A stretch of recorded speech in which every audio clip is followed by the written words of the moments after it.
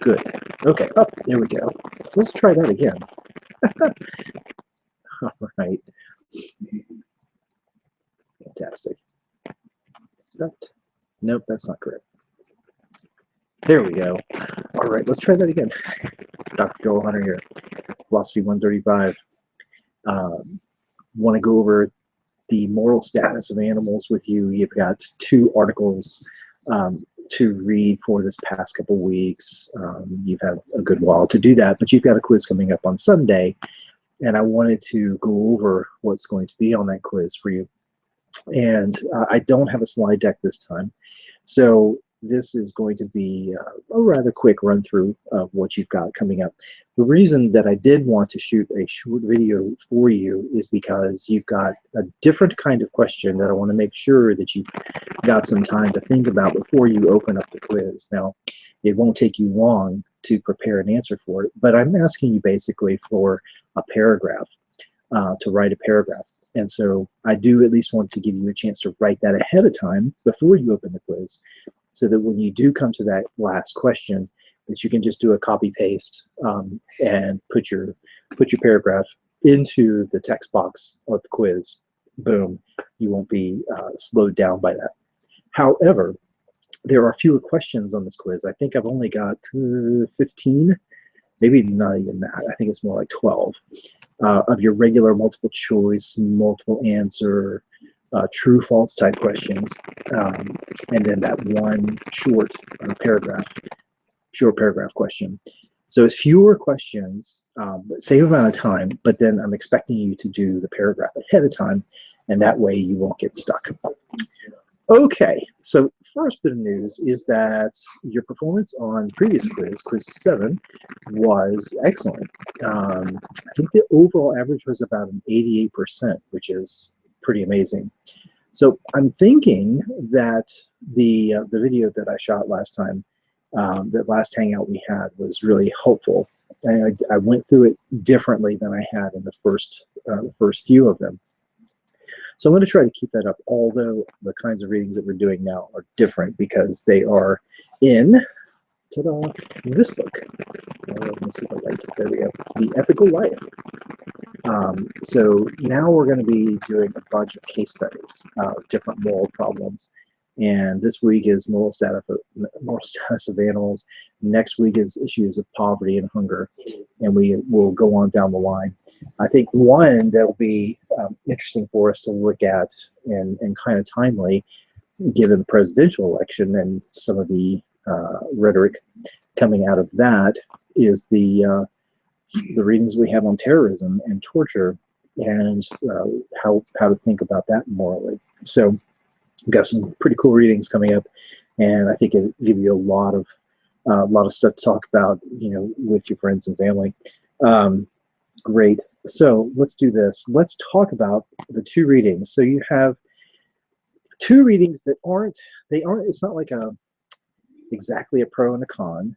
They're not talking to each other, but because they both are making claims about the moral status of animals, it affects certain kinds of practices that we do as humans that affect animals. So those 2 practices are, number 1, factory farming, the factory farming of animals.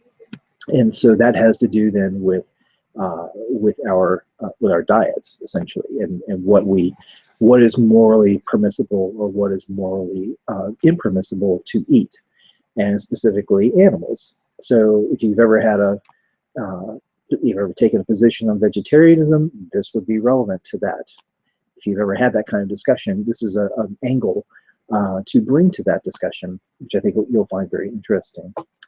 So it is so the importance of understanding the moral status of animals, could help us answer that kind of practical question about whether it's right or wrong to eat meat, especially and maybe exclusively meat that is produced on factory farms as product of factory farming of animals. Okay. The second reading has to do with the morality of vivisection. And vivisection is simply the medical experimentation on live subjects, which can be human, but is usually animals.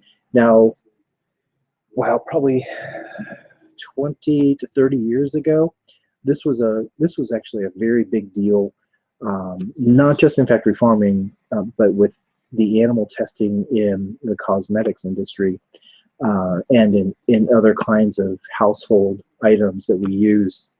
And the corporations that manufacture these chemicals have to comply with certain standards about health and safety of the chemicals that people are going to be putting on their faces, or spraying around their homes, the effects on children, and so on. And so it became very important to make sure that those are going to be safe for humans. Well, from what we know about biology, it is for some things helpful to test those chemicals and their effects on animals. And the thinking is, look, humans are different than animals. Humans have a different moral status than animals, and it's more important that we protect humans than it is animals. So we're going to use a few animals to do the testing.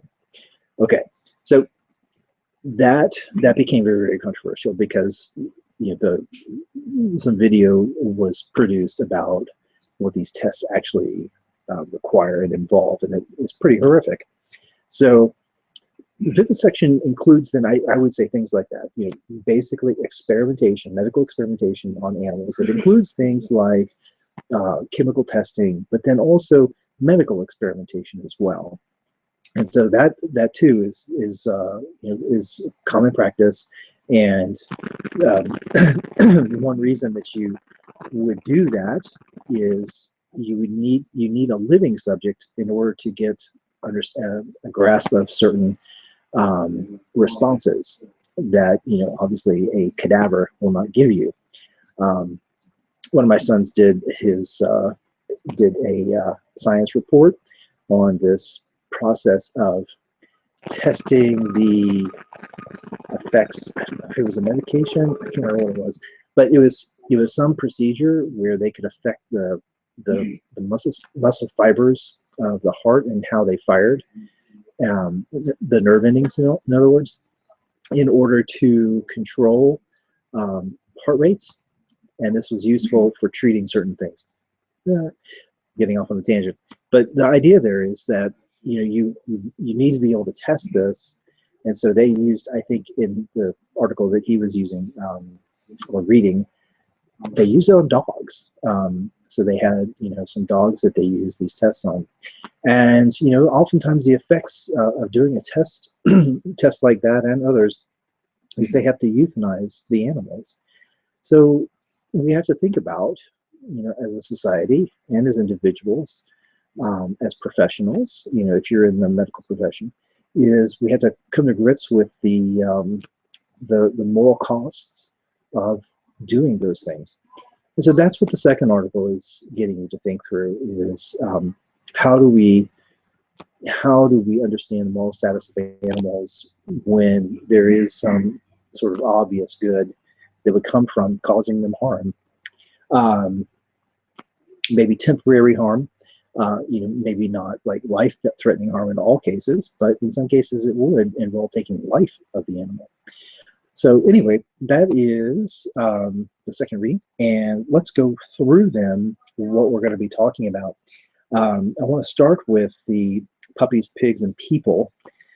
This is a great title: Puppies, Pigs, and People, Eating Meat and Marginal Cases. So, when you read something like this, right away you would want to circle a term like marginal cases, because that's going to be central to Alistair Norcross's argument. So put a circle around that in your title, and then make sure that you have a good understanding of that term and what is a marginal case. So in basically what he's doing in the first part of the essay is he is setting up this rather extreme example of Fred, who tortures puppies, and he tortures puppies because it produces a hormone, it produces something that can be used to enhance food for humans, right? I think the example is chocolate mousse or something like that.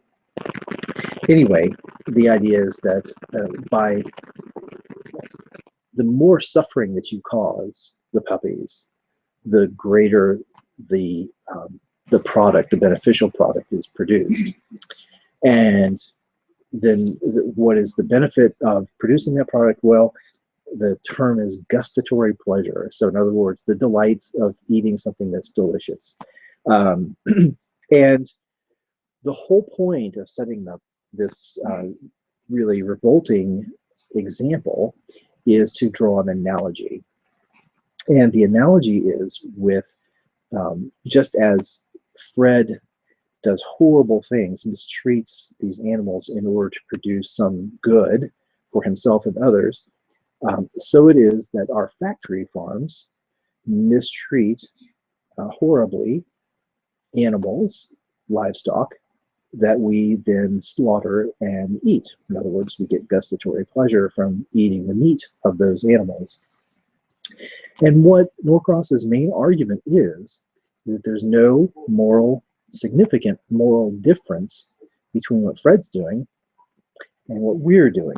That we are as much participants in this kind of cruelty to animals as the actual factory farms, the people running them or owning them, as they are. So that's the sort of force of his article. Is it's designed to sort of make you, first of all, outraged, but then the idea is you turn the outrage sort of to yourself if you are a mediator, and you begin to think about, well, wait a minute, maybe I am participating in a very cruel and inhumane system, and ought to rethink that. Okay, so that's the gist of it.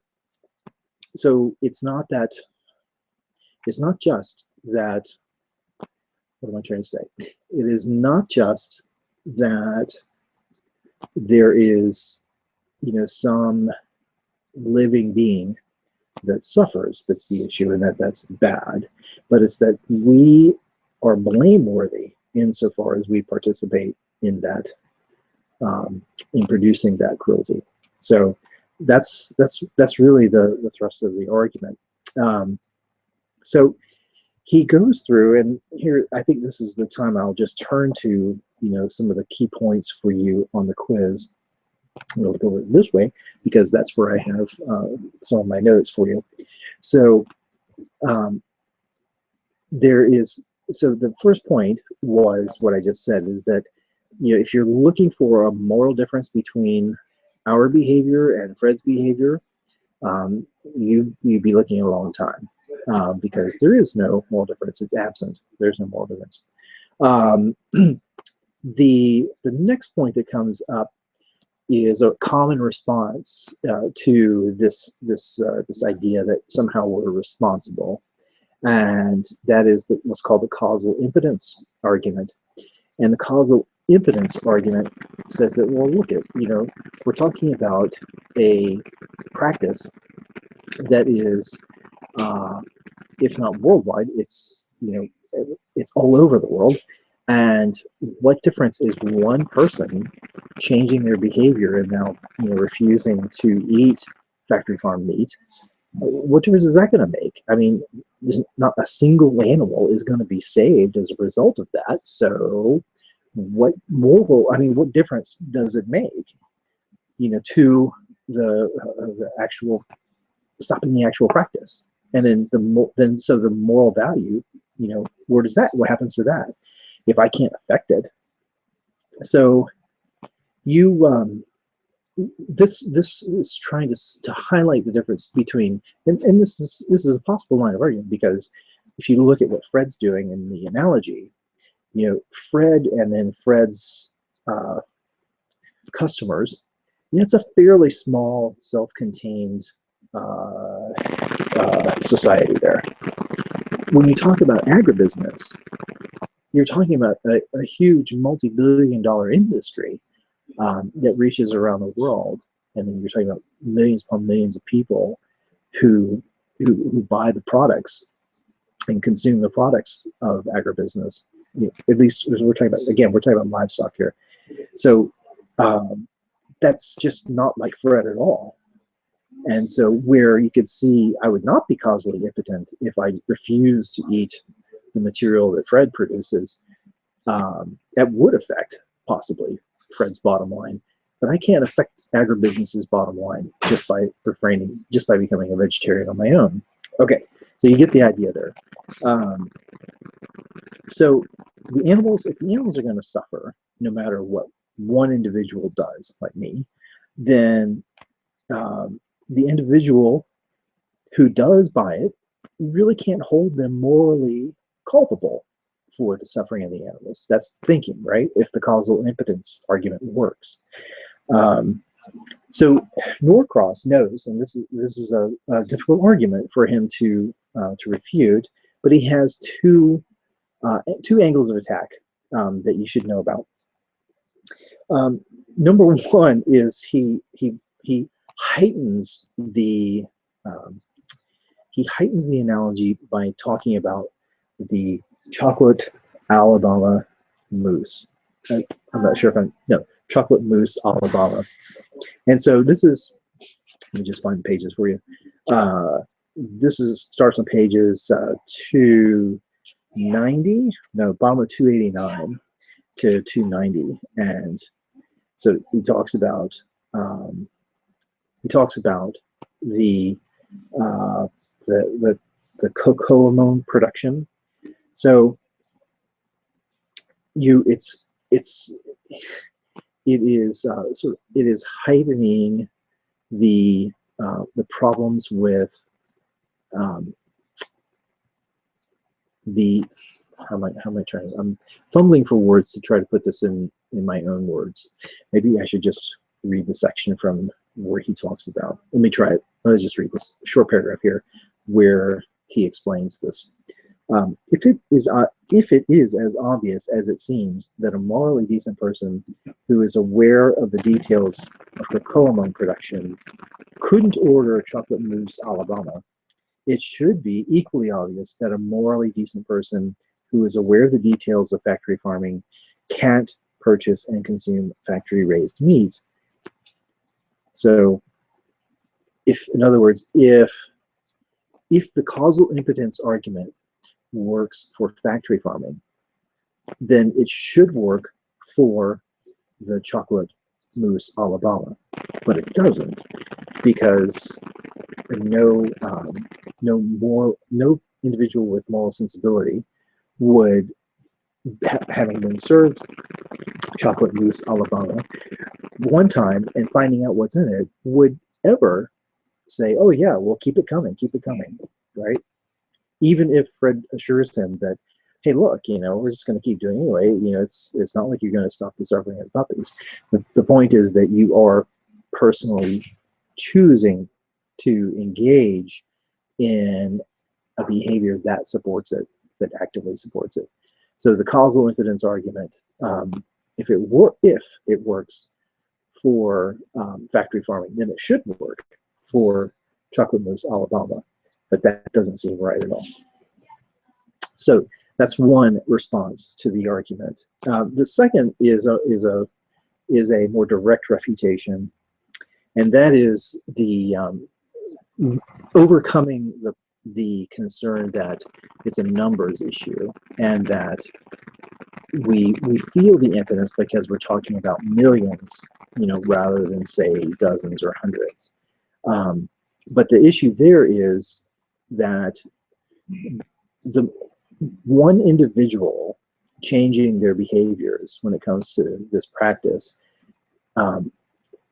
if repeated, if multiplied, is all that much sooner that you get to the threshold where agribusiness would change its practices. Or maybe, that particular practice would just go away, would go out of business. We would find some other way for meat eaters to have meat that didn't involve the kind of suffering that is produced in factory farms.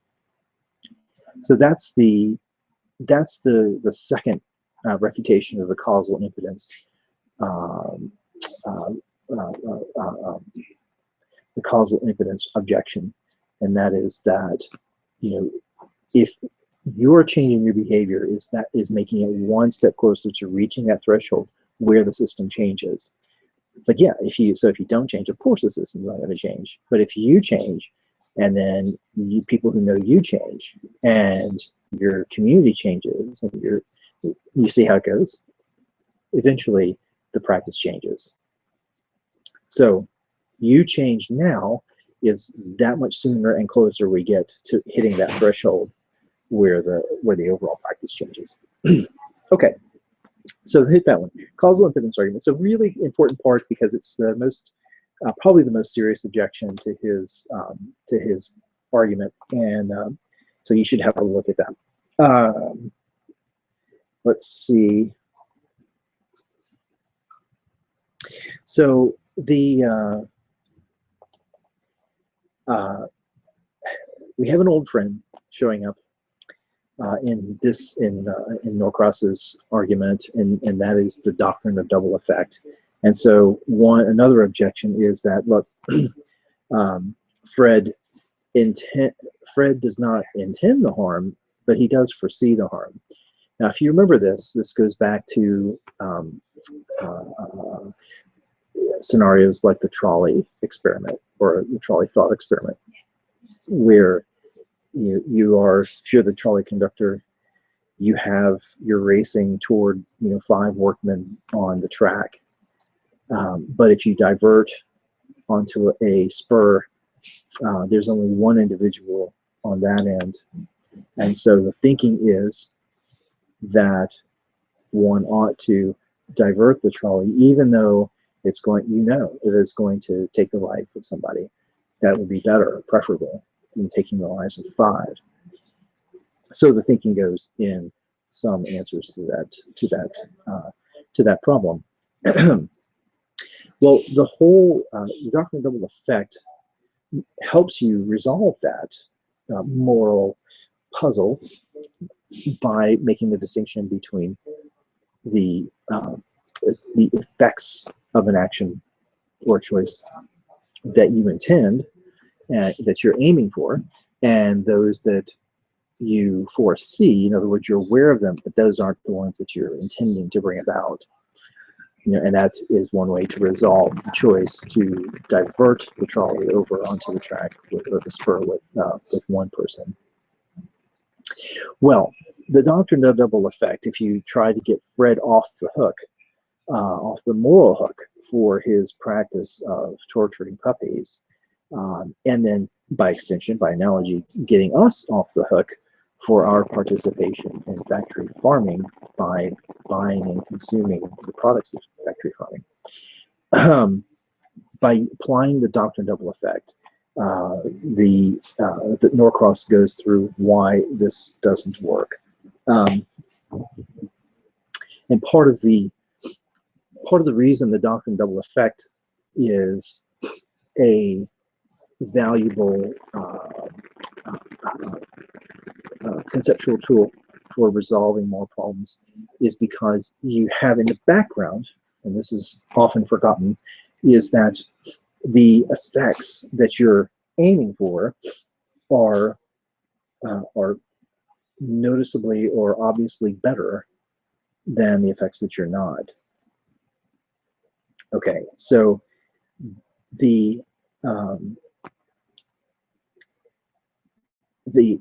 it's not simply that, it's not simply a numbers game.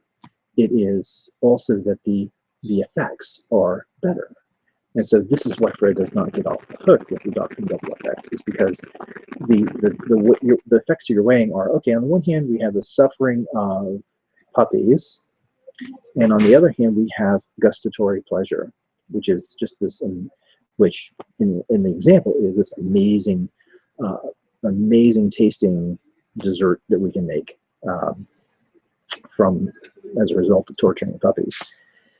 So the idea there is that, well, look, yeah, the intended and foreseen distinction might be there, but the premises of the doctrine of double effect is that there is some obviously preferable, morally better outcome, you know, if you act in such a way that you're going to cause harm that is foreseen but not intended. Wait a minute, gustatory pleasure, the moral value of that weighed against the moral value of, you know, intended animal suffering? No, that doesn't work. So at least that's Norcross's view, is that the application of doctrinal effect is not a relevant consideration here. It would not be relevant to an objection to the practice of factory farming, or to saying that it's immoral, because of the benefit, the benefit that is supposed to come from applying the doctrine just isn't there. Okay, I think I've humored that one enough. So, yeah. So just remember, you know, this is kind of a consequentialist argument. So, if you're talking about minimizing harm, if you remember from that chapter, that isn't the whole thing. It's not just minimizing harm, but it's the net benefits, right? So it is minimizing harm, but it's also maximizing goodness as far as possible, or pleasure, whatever the value is in the case here. And so you can say, it's perfectly fine to say, look, there are really good effects of factory farmed animals, of raising factory farm animals, consuming them. You know, sure, why not? That's pleasurable, right? But that benefit compared to the harm caused to the animals, remember, it's net effect in consequentialist thinking. And so if the benefit's down here and the harm is up here, you know, the harm outweighs. So of course, that gets you back into the question of how you actually, you know, quantify things like the harm and the good. But that's it's not necessary to resolve that in order to see that there's pretty clearly a bigger moral difference there. It's now, just to take the same thought here and apply it to a different kind of case. If you go to the issue of medical experimentation on animals, there you can see that the benefits compared to the benefits of gustatory pleasure are more significant, right? And so that becomes a more morally challenging problem than the one here that we're dealing with, factory farm animals. Okay, now I told you at the very beginning that you needed to know what a marginal case was, and so make sure that you do look at that. I'm actually just going to list them out for you so that you can be prepared for that when you see them. So the idea here is that we need to know whether or not these animals that we are raising on factory farms and that we are buying and slaughtering and eating, whether they are part of the moral community. Is the scope of the moral community such that they're included in it? Okay, and it seems that you know, if we reject speciesism, which is the preference for one of those species, I'll get to a definition in just a moment, but that we don't even have to raise the charge of speciesism in order to figure out whether or not they're in the moral community or not. So here's the way this works, is that, look, the animals, as far as we know, are incapable of moral reflection. That is, thinking about right and wrong and sort of reflecting on past actions and foreseeing other actions that they might take, and weighing the good, pursuing value and things like that. But then there are a lot of humans that also are incapable of engaging in moral reflection. So it would seem that there's a significant number of humans that are in the same boat with animals if we're looking at their moral status. So let me just list out some of the ones that that Norcross includes. So first and obviously would be infants. and others whose incapacity, that is their incapacity to engage in moral reflection, is temporary. So we think with an infant, the infant eventually is going to grow and be able to engage in moral reflection, to be able to know the difference between right and wrong and act accordingly. So there are infants, and then there are others who are temporarily incapacitated from engaging in moral reflection. Okay, so that's number one. Then there are others like the severely senile,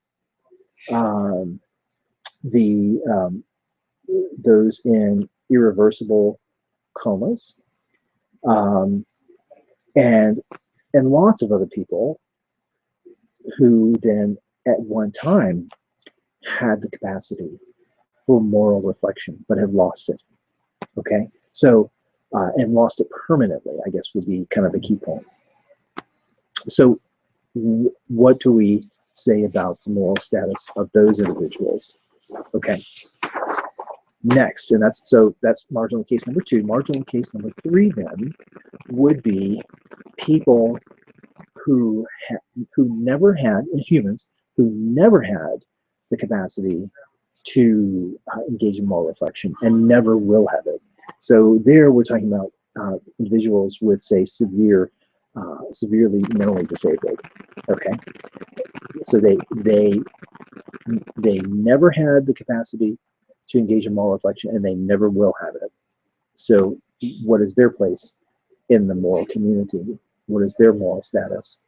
Okay, and so what Willcross does is he says, look, we've got a significant number of humans who are what we would call marginal cases. That is, not that they're barely human, but that they're outside that part of the human community that engages in moral reflection, and is capable of doing so. But yet we afford them or accord them moral value.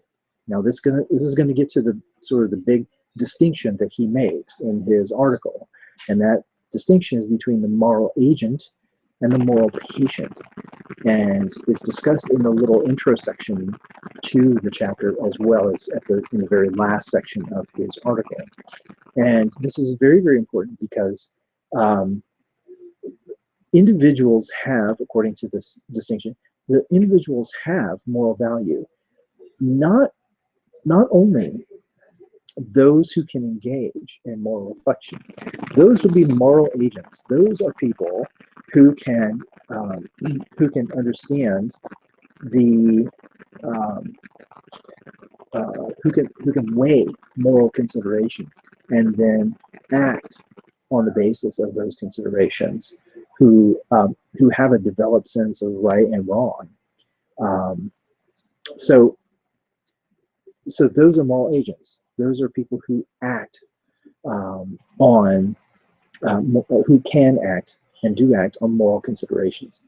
Okay. But there are others who have moral value. So they obviously have moral value, right? Because you can call it because of reason or whatever characteristic.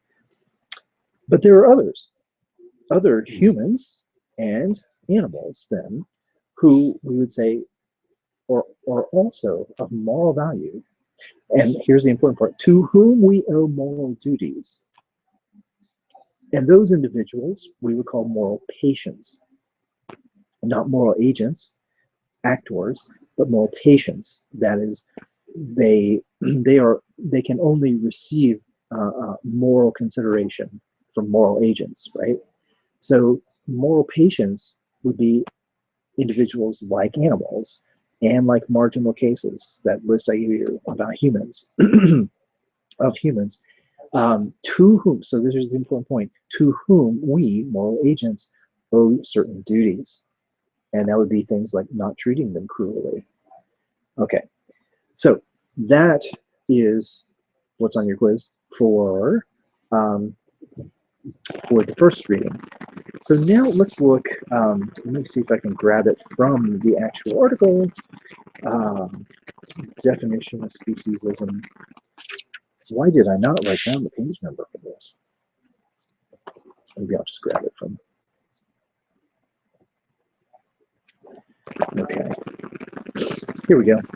So speciesism is the assignment of different values or rights or other considerations of moral worth to individuals based on their belonging to a particular species.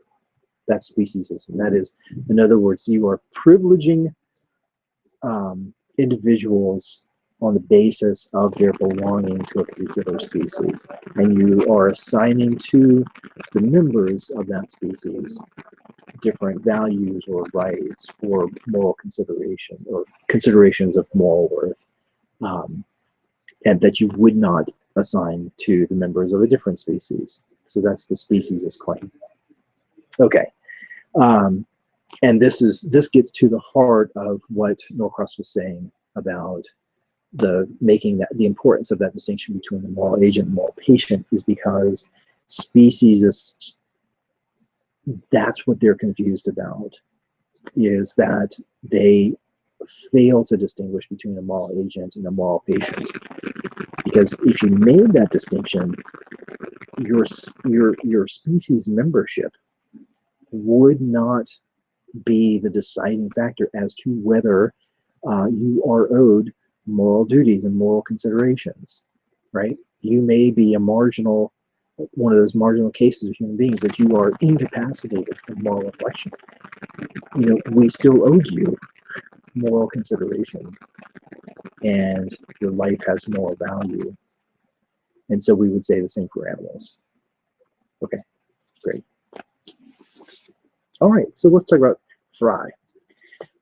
Fry. That is the moral standing, the value of lives, and speciesism. So I told you before that Fry is talking about vivisection and specifically the moral considerations of when it is morally permissible to experiment on a live individual, whether that's an animal or a human. Okay, and he argues, and here's Fry's big effort. No, here's Fry's. Here's what he's trying to achieve. Okay. On the one hand, he is trying to deny that he's a speciesist. On the other hand, he's trying to say that human life and animal life possess different values. Okay? So that seems on the face of it to be speciesist. But he is saying that what he calls the unequal value thesis is not speciesist. And that's the big argument in his paper, is to show that it does not commit, the unequal value thesis does not commit him to speciesism. Okay, so his argument then, instead of shifting it to, instead of basing the unequal value thesis on species membership, is instead based on quality of life. And so that's the key point, is that a normal human adult life, and you can put scare quotes around any of those terms that you want, but a normal adult human life is more valuable because of its higher quality of life. And in particular, even if an individual adult human life is not a particularly high quality, the point is for an adult human that capacity for quality, that capacity to have an enriched life experience, is so much higher than that of animals and marginal case humans. That's what makes them morally distinct. Certainly more morally important than other animals. Okay, so that's the key. He doesn't base this on rationality. Okay, it's not the degree of rationality of humans.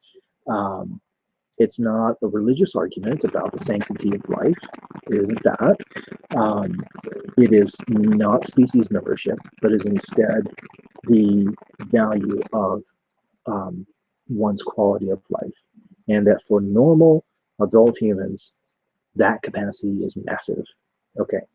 And he goes into examples of those kinds of ways, those ways in which the human life can be enriching, and thus have a very high quality. Where there's what are the sources of that enrichment? So he goes into that in some detail. Okay. So here's what he's not arguing. He's not arguing that all human life is of more value than all animal life. And make sure that sinks in. If he did think that, then he would be speciesist, but he doesn't. He wants to say that the deciding factor of the value of a life is in its quality, and in particular its capacity to be enriched. Okay, and so that any individual who has that higher quality, or at least the capacity for a high quality life, that life is more valuable than one with a reduced or lesser. Okay, so really, the species distinction isn't crucial for Fry. It's more of like a spectrum, where you can just consider the human community itself, right? And you can assign different moral value to different individual humans on the basis of that capacity to have a high quality of life. Okay.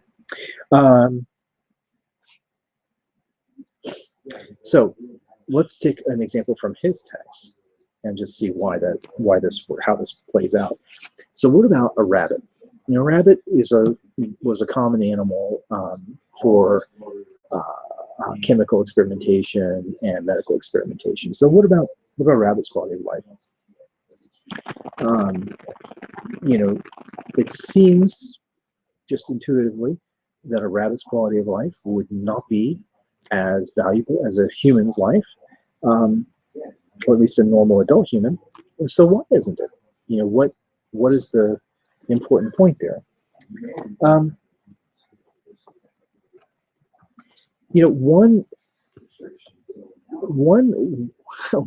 way to sort of figure or to decide is that we could just plead ignorance and say, well, look, we don't know what it's like, what a quality of life for a rabbit is like, so we don't have to worry about it. We don't know what the rabbit experience is like, so never mind. That doesn't seem satisfactory at all, because ignorance can be as good a reason against as for the position. Okay, so let's scrub that one. What about, you know, how hard a rabbit has to work to survive compared to a normal adult human? You know, rabbits, I suppose, are social to some extent, but not like humans.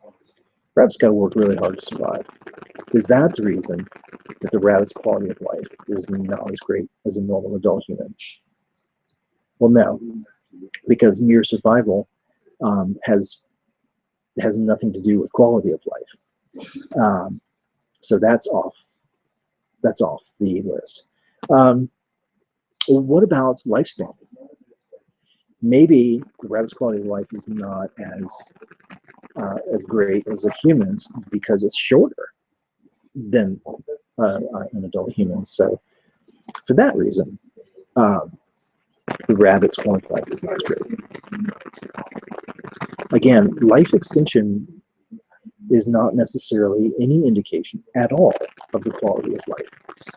I mean, you could live for 500 years and have a horrible quality of life. So no, it's none of those kinds of factors or characteristics.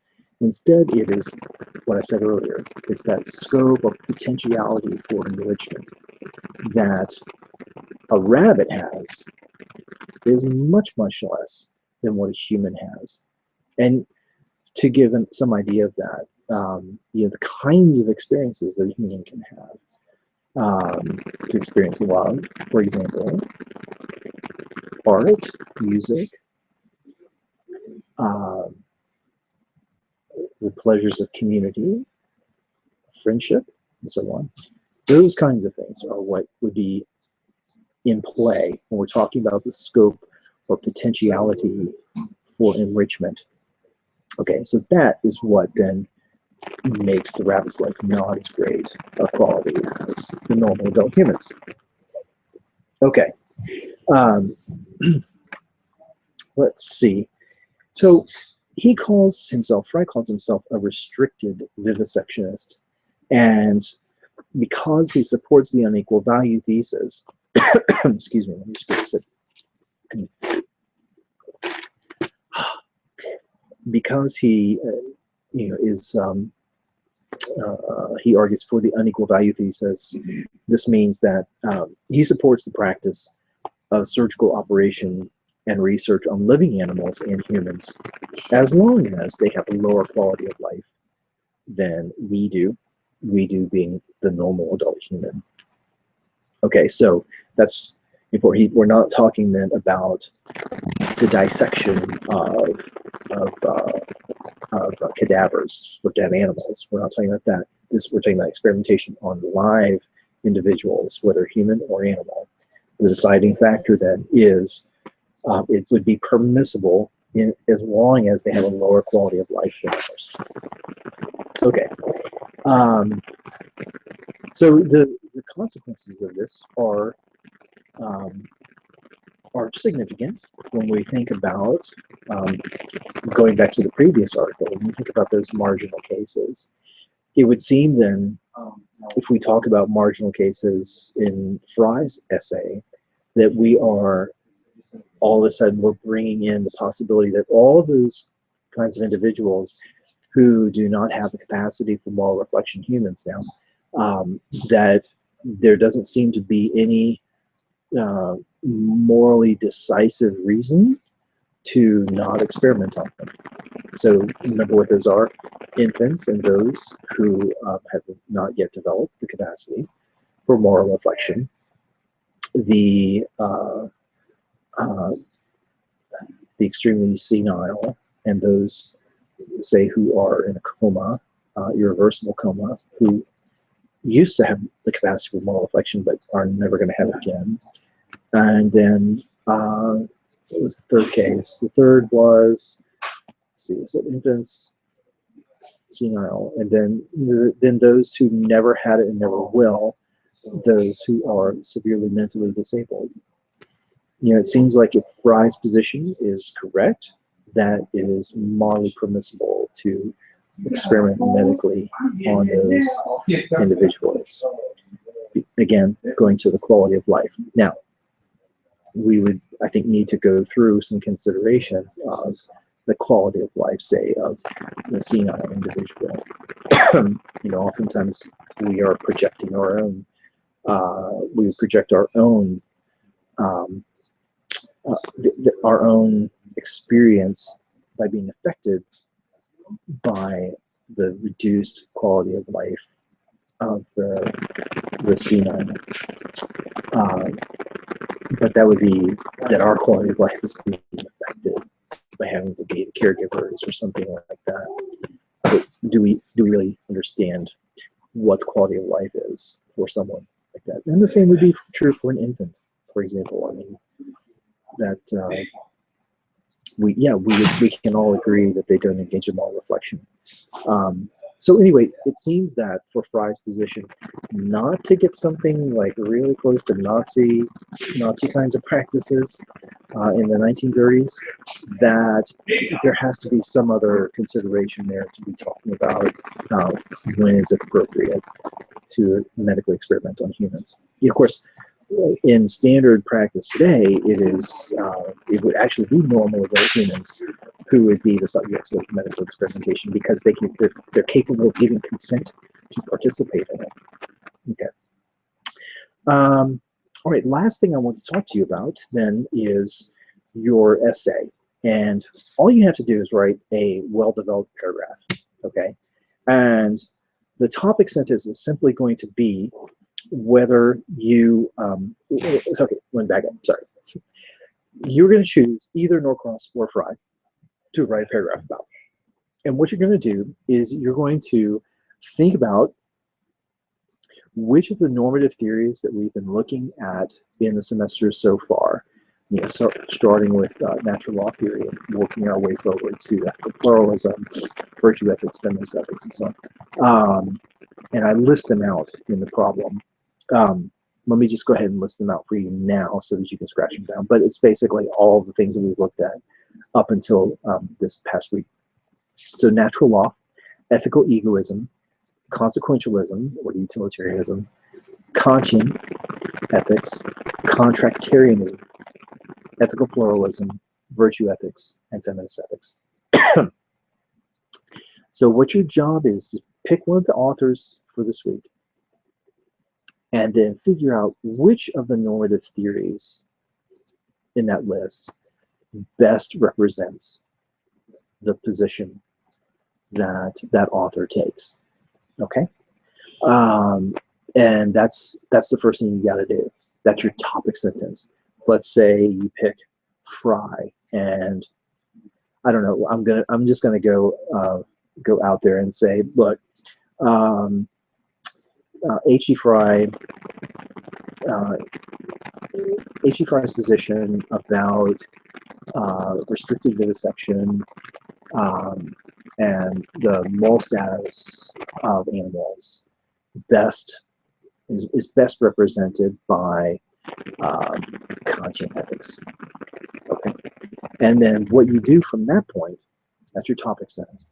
What you do from that point then is explain yourself, support that answer, and what you need are quotes.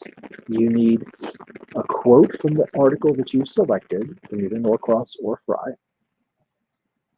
And then you need to represent the normative theory that you've chosen.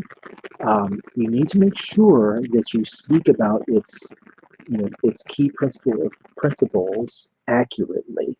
And it may be best to quote from the text to do that. You do have to quote at least one substantive passage or relevant passage from either Fry or Norcross, whichever one you've chosen. That is going to be your evidence or part of your evidence that supports your claim that, in my example here, that Fry is a Kantian. Okay, so what I'm going to be doing is I'm looking at my marginal notes, I'm looking in my journal for notes that I've taken, or maybe I've identified, something like the principle of humanity. I'm just saying. But if you did identify the principle of humanity in his text, then that's what I would want to do. I would want to note, oh, look here on page 233, he talks about the principle, or the principle of humanity seems to be behind his claim here. And then what I do is I would quote that part of his text where I think that principle is exhibited. And then I would make sure that once I give you that quote, that I've either before or after the quote, that I've explained what the principle of humanity is and that I've done it accurately. And then I would show how that quote represents the principle of humanity, and therefore the normative theory that best supports Fry's ethical position on the moral status of animals is Kant. Okay, you see how that works? That's what you do. And I put in a suggestion for about 200 words. That is about what it should take. And what is that? I mean, it's a short paragraph. It's less than like a typed up page. Probably in the neighborhood of 6 to 8 sentences would be my best guess. So that's what you should be aiming for. That's about all that it should take, and that's what your job is. Okay, so nutshell one more time is pick one of the authors, pick one of the articles, and then decide which of the normative theories that we've read so far in the course best represents that author's ethical position on this question of the moral status of animals. Okay? Very good. All right, gang. Well, it was good to be back. Gosh, it seems like it's been a long time. And looking forward to next week when we'll be talking about poverty and hunger. And I'll have, I'm sure I'll have more to say after looking at your, especially your final paragraph answers on this quiz. And what I typically do is I'll go through and leave you some brief comments about how you did on that paragraph, so that you're going to have that kind of question basically for the rest of the readings. So you're going to get really good at writing these paragraphs. But I'm going to give you some feedback on this first one, especially to help you. If you're not quite getting it, then I'll point out what you need to do to fix it. But anyway, that see, what did I charge on that one? What did I charge? I'm making money from this. No, what did the value that I assigned on that was, I don't know if it was a full 8 points or whether I just left it at 5. But so the value of this this paragraph answer is more than the individual multiple choice questions that you've got. So do put some thought into that before you open up the quiz, and you're welcome to write it all out beforehand and then just copy and paste it. Bang, you're done. That's what I would recommend, at least. Okay, if you have any questions about that, shoot me an email. I'd be glad to clear up anything that isn't clear. And thanks again for checking out the video. I hope this is helpful for getting you through your quiz. Again, if there's anything confusing or anything you want additional clarification about, help with, shoot me an email. Be glad to work with you. All right, gang. I will see you next week. Good luck on the quiz, and take care.